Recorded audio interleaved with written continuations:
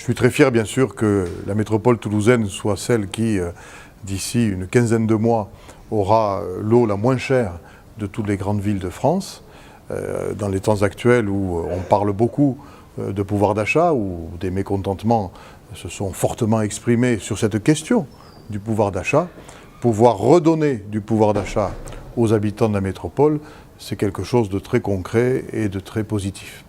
Et puis ce qui est important aussi dans ce double contrat, dans cette double délégation de service public, c'est que le contrôle de la collectivité, le rôle directeur de la collectivité pour l'eau, pour l'assainissement, va se trouver renforcé. Et effectivement, c'est bel et bien la collectivité qui dirigera les investissements, qui commandera l'exécution des contrats, qui contrôlera au jour le jour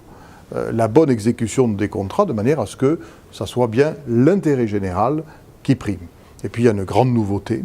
c'est que pour la première fois, nous introduisons dans la gestion de l'eau et de l'assainissement un contrôle citoyen. Ça, vous voyez, ça ne s'est jamais fait. Et ce que je pense, c'est que, en résumé,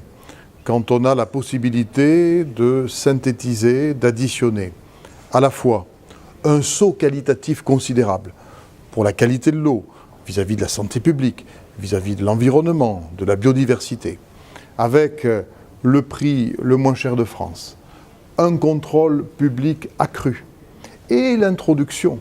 d'un rôle de vigilance citoyenne et associative, alors je dis qu'on a bien travaillé tous les paramètres pour avoir un beau projet, quelque chose qui sera exemplaire. Et au fond,